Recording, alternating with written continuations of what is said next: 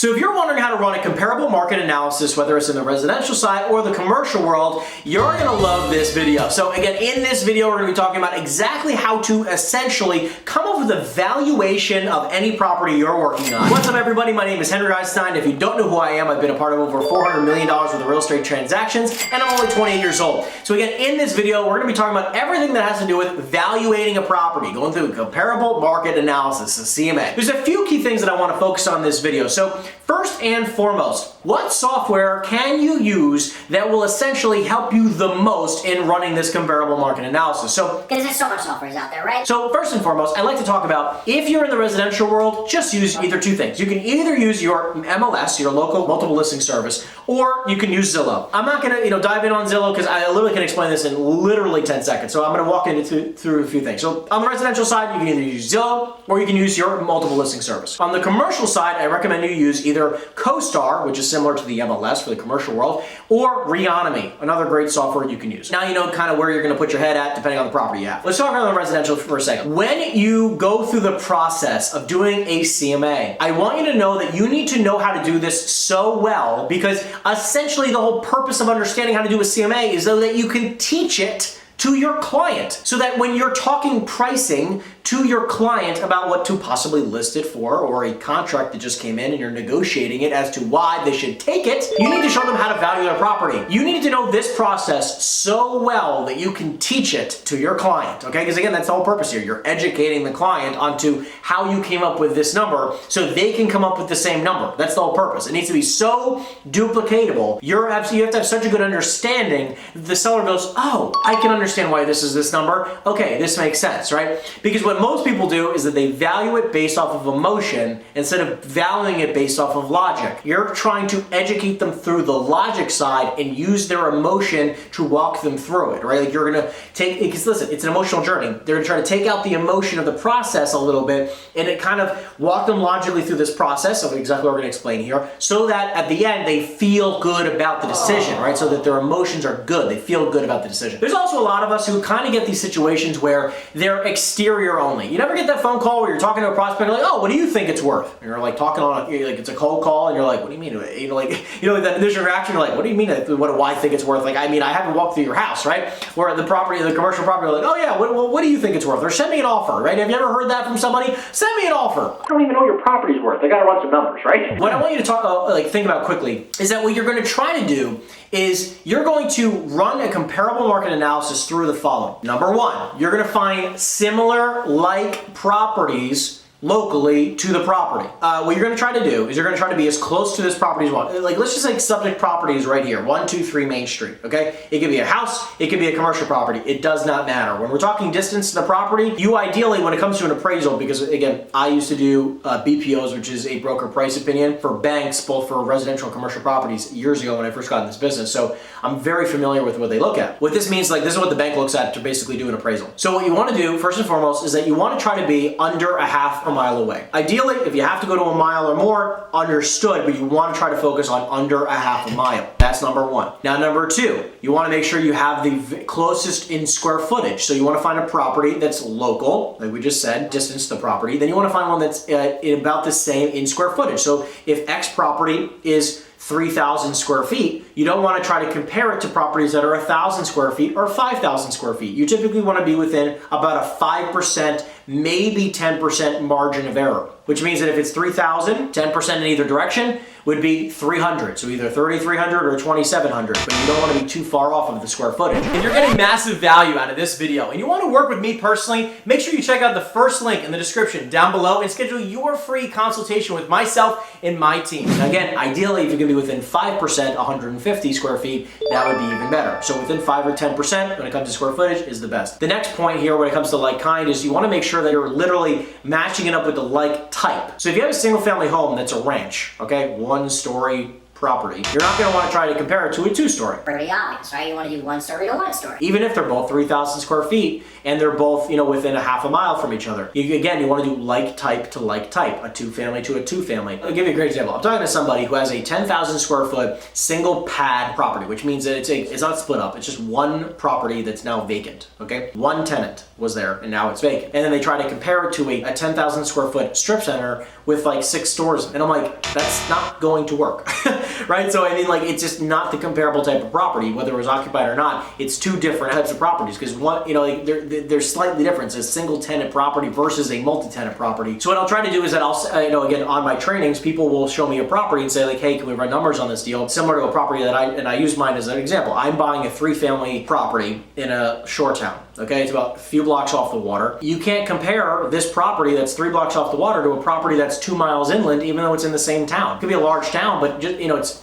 freaking mile inland. It's gonna be a very different price if it's on the other side of town. It's the same thing with several towns in your area. Imagine like there's probably a good area in your town and a not so good area in your town. You're like, I wouldn't go in that section. Even though it could be a half a mile away from each other in the same town, a 2-family to a 2-family or a ranch to a ranch, you need to know those differences because there's some towns by us where there's not a great area and there's a fantastic area. And if you try to compare those 2 markets, it can be double the value. One can be double the value. There's a town by me where you can be 4 blocks away. 4 blocks, you can have a double the value property. It's kind of insane to think about. A 3-bedroom, 1-bath, 2-story house that's 1,000 square feet. 3 blocks over, 4 blocks over can be 200,000 or 400,000 in either direction, right? Like it's crazy to think about. But in one other area, if you go 10 blocks in one direction, it could be a $700,000 house for a 1,000 square foot, 3-bedroom, 1-bath. It's just like you need to know these nuances, which is why it's not just enough to know within a half a mile. You need to know like, okay, well, what areas is this really in? Is this a subsection that has a high value, a low value, a mid value? That's why it's so important to understand like all these things are within reason. Because you can follow all these and you go, oh, Henry, well, I have this single family house or this commercial property in this area, but this property a half a mile away sold for triple the value. You can't say that one's worth triple the value if it's in a terrible area, but if this one's in a great area and the other one sold for X price. You understand my point? You really need to know the nuances of every aspect of every town. Another thing I want you to understand when you're coming up with these valuations, when was the property built? Very important. So understanding things like the age of the property and what renovations were done within what time frame are going to be very important. So again, you could have 2 ranch style homes within a half a mile from each other, both 3,000 square feet. All the things are the same, except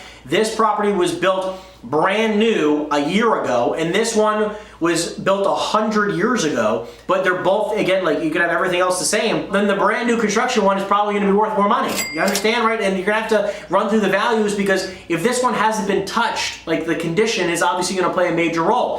Things like condition of, because again, brand new construction versus older properties, very drastically different values, even though all the other stuff could be the exact same. The condition and the age are going to be very, very important. So you have to take that into consideration because what you're going to do is if you have a older property, what you're going to do is you're going to find out how much it would cost in this property to make it look like the brand new one. So let's just say that you have a single family home that's going to cost $100,000 to renovate. Then you're going to add 10 or 20% in equity that someone would like to build on top of the renovation price. If this brand new home as a comparable sold for $1 million and this one will take $100,000 to renovate to look like the brand new construction one, this one might sell for like $800,000 or $850 because it takes $100,000 worth of work. Plus they're going to want to have a little bit of equity on the top of it, right? When they're done, they're not going to want to be into it for, this one's not going to sell for $950 because they're going to be into it for $1,050,000 or $1,001,000 when they're done renovating. You understand, right? So this one's the marker. So you're going to want to try to find the marker, which can be a brand new construction home or a brand new construction building in your area, and then figure out, okay, if this is the marker, what would it cost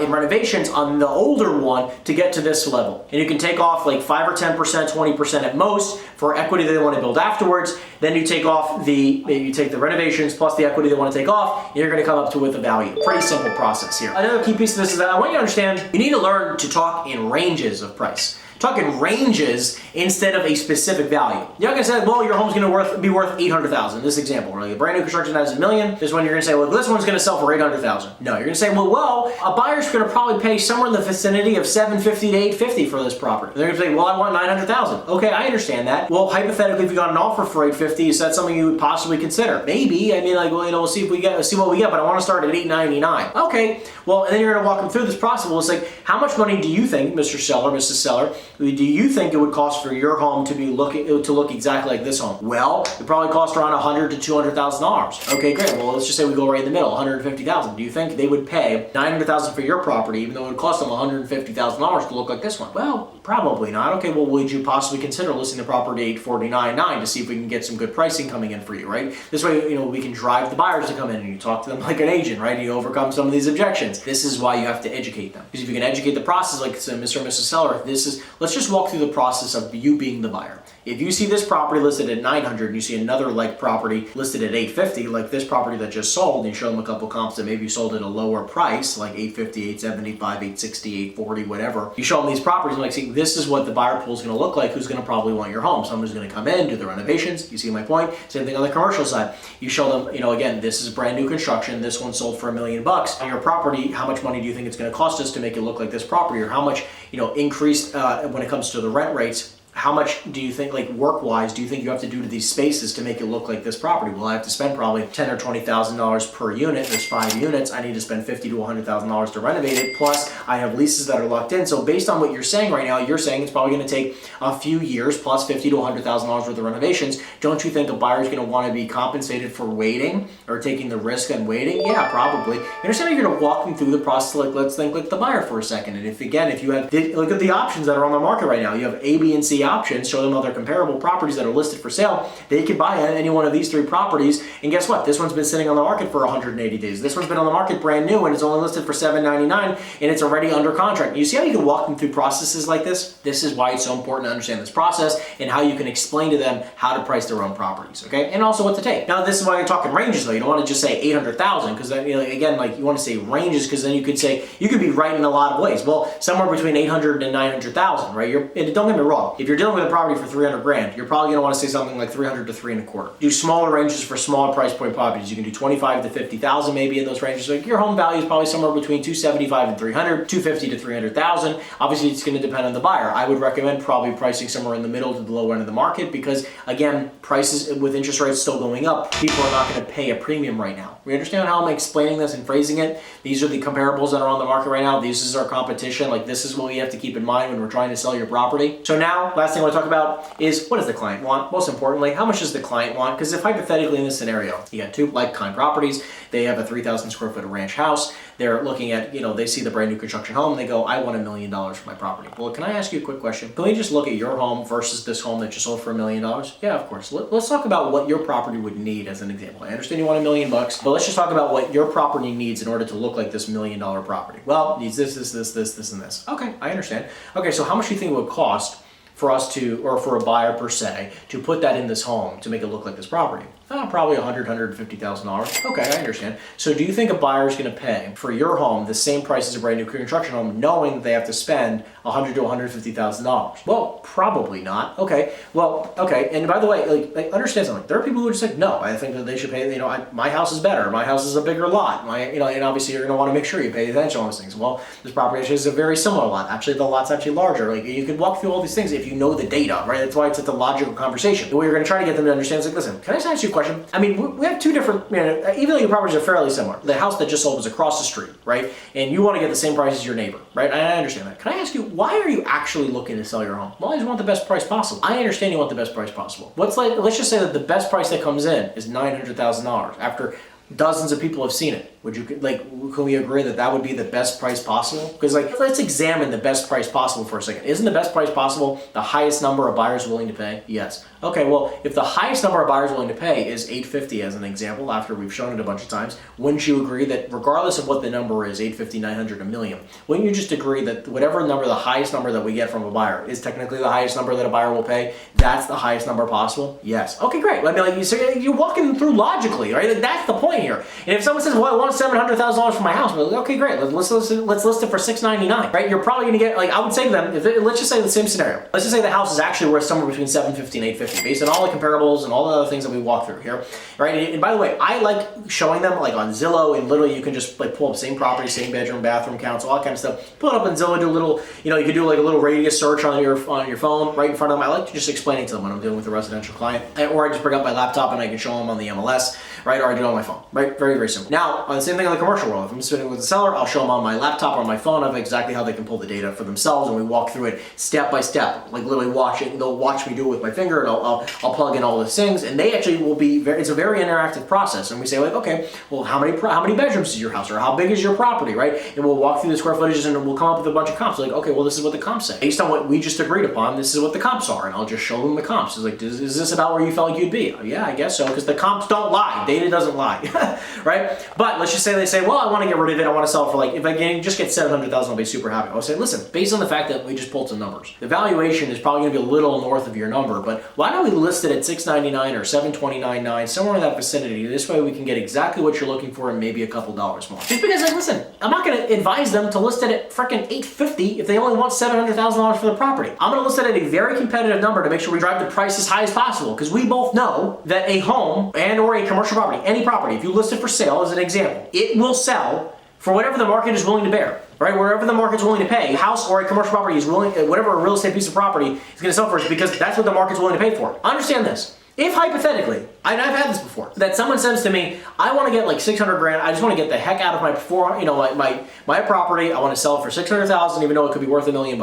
Guess what? I'll go to my investor and say, hey, I got a property for 625,000 or 650, and I'll pitch it up a little bit more. That includes my commission, and I'll have a contract done in 2 seconds for my client. They're happy if they want to get 600,000. And by the way, sometimes I'll even say like, listen, I got an investor who would probably pay for the property in cash. Does that work for you? Because think about it, it's all about what the client wants. And yeah, of course, if you can get them a few more dollars, sure, I understand, but like, and I'm just trying to take advantage of an opportunity, but listen, what's most important to them is not the number. What's important to them is getting the house sold or the property sold. So when I find great investment opportunities, like, again, some of the properties that I bought, I'll go to them like, hey, my investor's willing to pay, I know you're looking for $2 million, I got an investor's willing to pay $1.2 million, cash close in 3 weeks. Honestly, I need to get rid of this ASAP, I'll take it. Okay, great. I'm not, like, in every circumstance, like, especially if you want to make the most money on every deal, because listen, I'm not trying to, like, this is not taking advantage of a client, this is about giving them an opportunity to say yes or no. I'm not here to push it. They don't want to sell it for 600 grand or 1.2 million, whatever the example is, that's on them, that's okay. And I'm going to try to get them the most money they possibly can that they're willing to accept. The most money they possibly can that they're willing to accept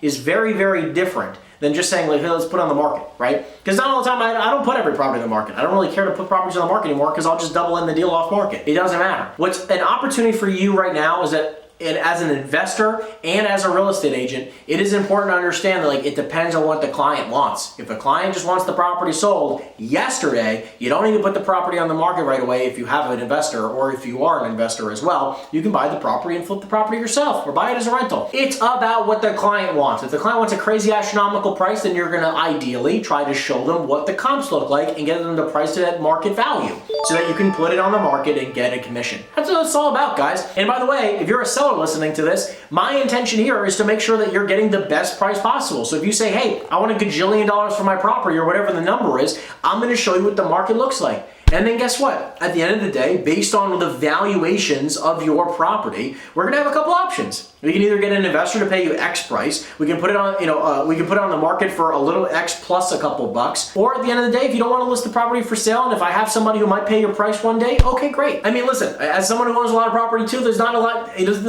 a million options. There's a handful of options, right? So just like take this with a grain of salt to understand you need to know how to run numbers, analyze deals, and understand, like, listen, especially for the bigger commercial properties, like this is a huge opportunity for you guys where if you understand, where it's not just like pulling like kind, there's also a facet of this is understanding how to look at a P&L, which is a completely different video. How to analyze larger commercial investment properties, but completely different video where you're gonna have to understand how to read a P&L, a profit and loss statement, to understand if a property is bringing X amount of dollars, and with the projections of this quote business, because that's really what it is, but this property can bring in down the road, this is the value of what an investor will pay today. So a lot of different intricate pieces here today, but I tried to keep this one as simple as possible, and this is for obviously a lot smaller commercial properties as well as residential properties. So I hope you enjoyed the video. If you love this video, make sure you like and subscribe. And if you have any questions, make sure you put it in the comment section down below, because I love to read all the questions and comments and answer all of them for you. So other than that, guys, love you so much, and I'll see you in the next video. Take care, everyone.